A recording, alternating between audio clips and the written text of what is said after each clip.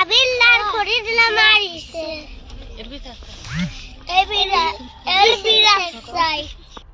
সারা উঠতে দেবে না, ওই খলিল গ্রুপ হাবিল গ্রুপ এরাই মারিছে। নড়াইলে গ্রাম্য দলাদলিকে কেন্দ্র করে দীর্ঘদিন বাড়ি ছাড়া, বাড়িতে উঠতেই প্রতিপক্ষের হামলা ও নৃশংস হত্যাযজ্ঞের ঘটনার পিছনের ঘটনা অনুসন্ধানে বেরিয়ে এলো হত্যাযজ্ঞ ঘটনার মূল রহস্য। নড়াইল সদর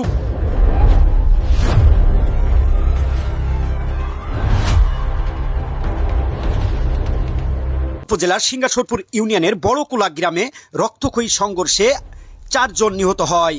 পুরুষ শূন্য তারাপুর গ্রামের ভুক্তভোগী মহিলারা অভিযোগ করে বলেন, সানু মোল্লা ও খলিল শেখ সাবেক চেয়ারম্যান খায়ের মোল্লার সাথে সমাজে বসবাস করতেন, কিন্তু সানু মোল্লা ও খলিল শেখের লোকজন গ্রামে সন্ত্রাসী কর্মকাণ্ড করে বেড়াতো।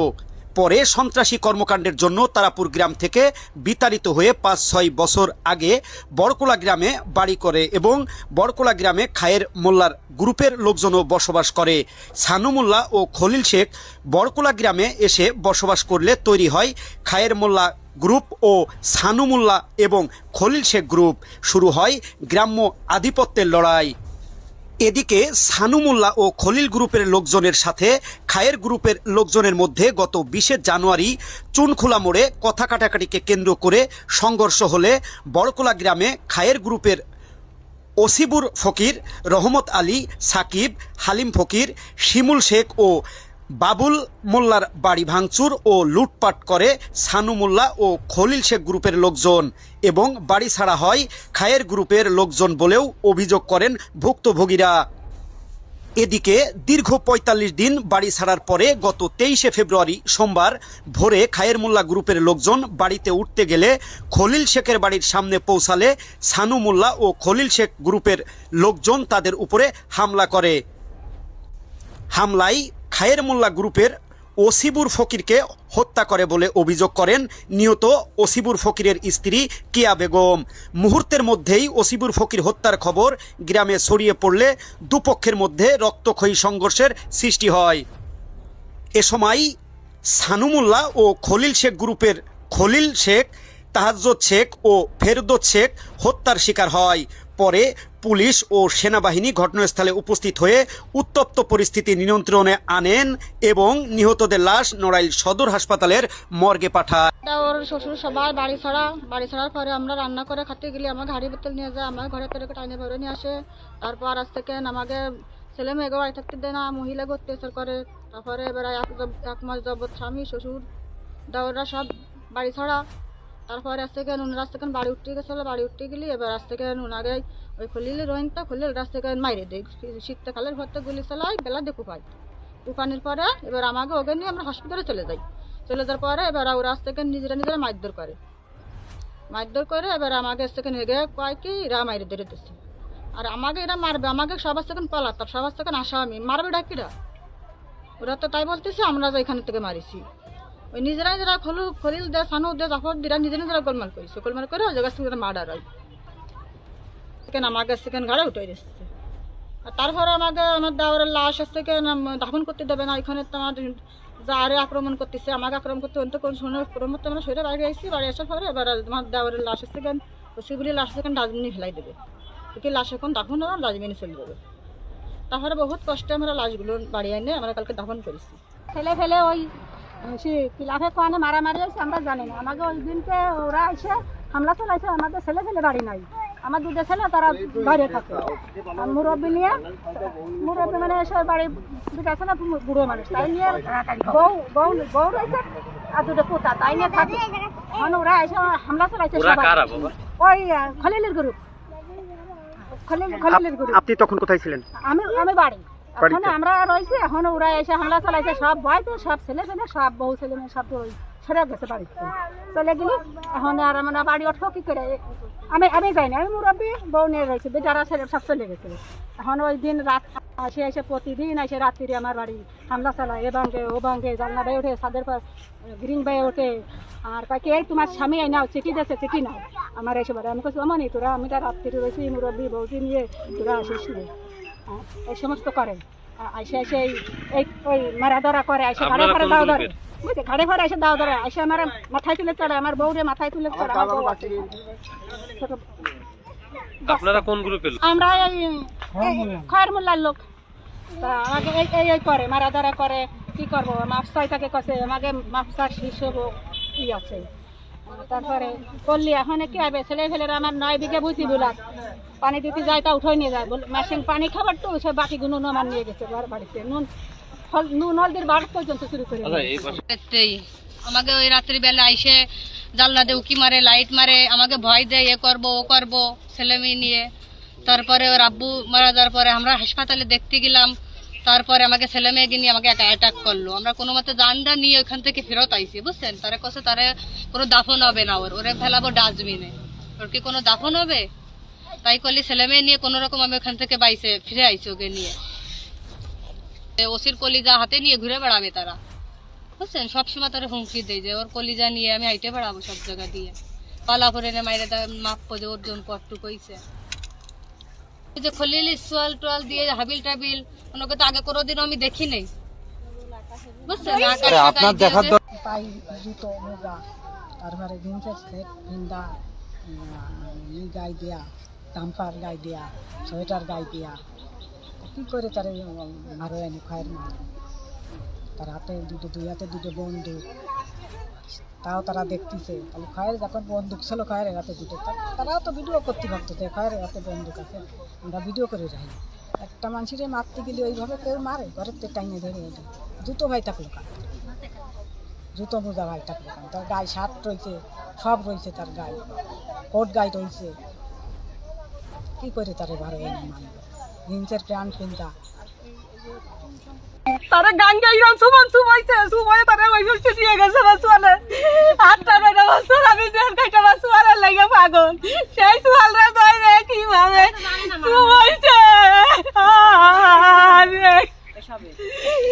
আমার কোলায় 8টা বছর নিয়ে আইছে আল্লাহ, সেই সুয়ালরা খালি বিটা দেশে গেছিল লড়াল জামিনতি হইতি, জামিনতি যাই আমার বাপ আর ও কাছে কি বোন আমাকে শাশুড়ি আসছে চলতাম মামা বোনই চাই কাছে কিনা আব্বু আমি আসতেছি এই কয়ে ওই জায়গায় ধরাই গিয়ে তারা এইরকম চুমার চুমাইছে মরার মতো।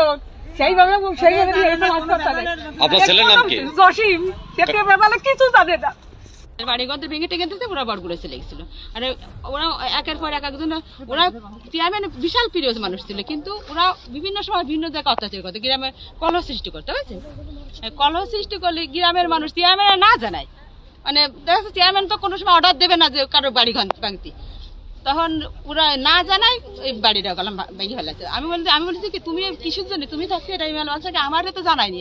আর আর অন্যান্য সবাই বলতেছে চেয়ারম্যানরা তো যে জানায়, তাই চেয়ারম্যান তো ভাঙতে দেবে না, কিন্তু ওই বক সারা জীবন করবে না সে গ্রামের মানুষ, সারা তারা ফুট মানুষ গ্রামতে আসছে সবাই, শুধু ওরা অশান্তি করতে, এই জন্য ওরা বরকলে ওদের চলে যেতে হয়েছে। ওই খলিল হাবিল ওরা এই জন্য বরকলে চলে এসেছে। ওইখানে যে ওরা বিভিন্ন সবাই নির্যাতন করেছে, বুঝছেন।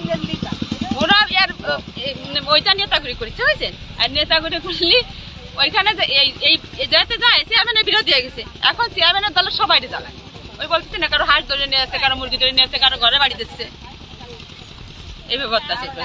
তাদের বাড়ি থেকে ঘরের ভিতরতে ধরে ধরে নিয়ে যে মারা হয়েছে, তাহলে কি তাদের কি এই যে প্যান্ট গেঞ্জ কোট এইগুলো কি তারা গায়ে দিয়ে ঘুমাইছিল? তারা কি মানে পুরুষ মানুষ কি বাড়ি এভাবে ঘুমোয় রাতে, যদি তাদের ধরে ধরে নিয়েই মারবে?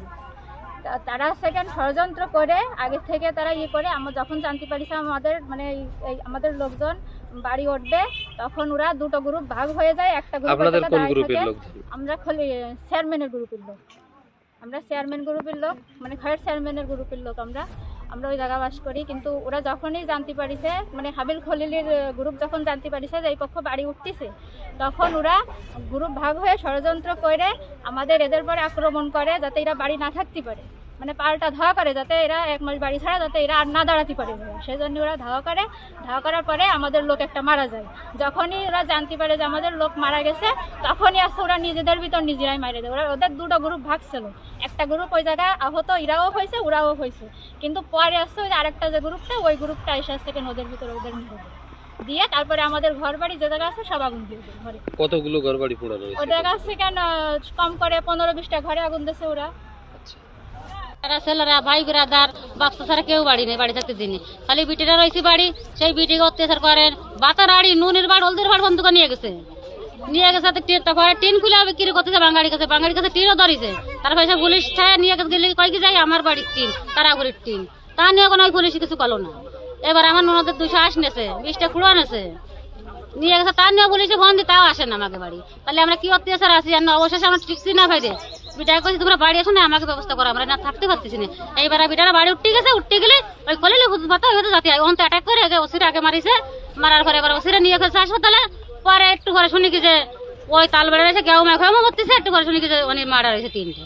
এবার আমরা বাড়ি রয়েছি, দৌড়াই আমাকে বাড়ি যে ফরা মাস্টার আমরা ছেলে মেয়ে নিয়ে বিল দেবা চলে আসছিলাম, দূরে যা দেখে আমার ঘর বাড়িতে আগুন ধরা গেছে। না আমরা কোন ভাবে থাকবো কি দেখে আর বিচার আপনাকে কাছে অনুরোধ এই বিচারটা করে এই কেসটা দিয়ে যে কারা গুলি করেছে কারা কি এটা তদন্ত করে দেখেন। ওই রেজালা ফসছি কষ্ট ফসছি, এখন এই বাড়ি উঠতে যাই আর কি এই অসিবুরটাই মারলো খলিল আবিল, তারপরে আর নাম তো আমি ভুলিয়ে যাই সব। আপনি বলতে চাচ্ছেন যে এই যে এর আগেও একবার মারামারি হয়েছে, সংঘর্ষ হয়েছে না এর আগে, তাহলে বাড়ি ছাড়লো কেন? বাড়ি ছাড়লো ওই যে সানুমুল্লারে মারিছিল, কারা আমরা জানি না, আমরা জানি না, ও জায়গায় আমরা উপস্থিত না। কিন্তু খয়ের মোল্লার সাথে এরা চলে ফেরে ওই দৌড়ে যায়, কারা যা মারলো ব্রিটিশ ডাকতে, ওরা দৌড়ে যায় আমার বাড়ির উপর খয়ের সাথে, ওইটা আমরা জানি না।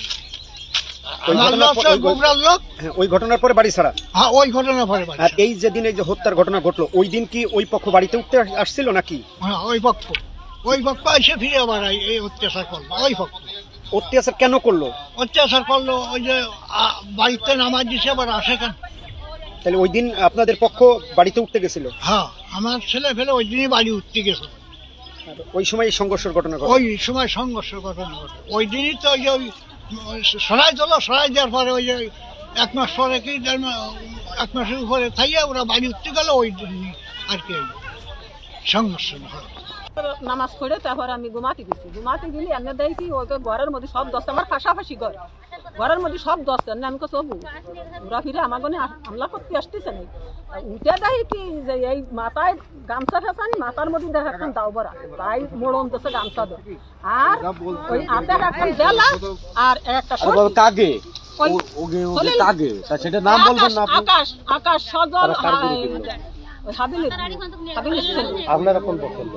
আমরা আসতে মানে আমরা খয়ের বংশ এই জায়গায় উঠে গ্রুপের আপনারা? আমরা এই গ্রুপে চেয়ারম্যানের গ্রুপে।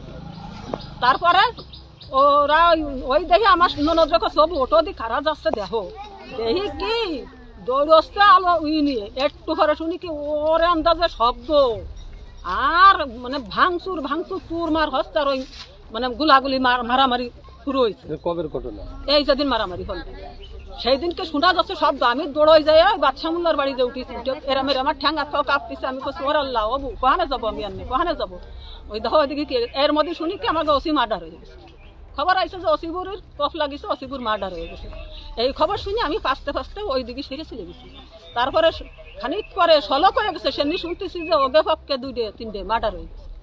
আর ওই জায়গায় পেলাম আমাকে সব ওসিরে নিয়ে দৌড়াইছিলে যাচ্ছে, ফিরে দৌড়চ্ছে, ওরা তো বাড়ি উঠছে সকালে, ওরা দৌড়াইছিলে যাচ্ছে। তখন পেলাম সলক হয়ে গেছে, ওরা দৌড়াই চলে যাচ্ছে। আর ওই ওগা অনেক বেশ সলক হলে দেখি মানুষ ওগনি মরে পড়ে রয়েছে।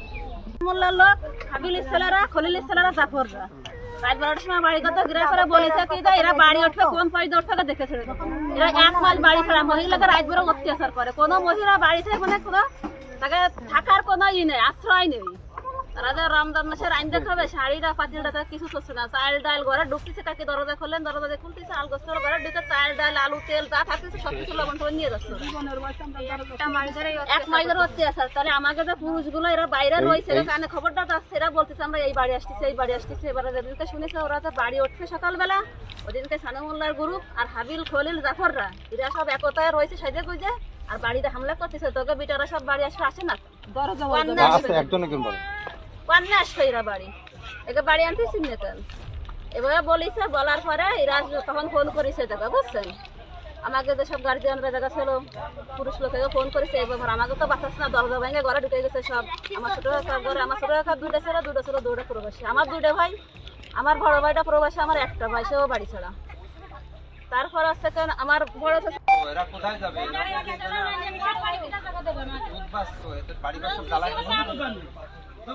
বাড়ি পাঠাচ্ছে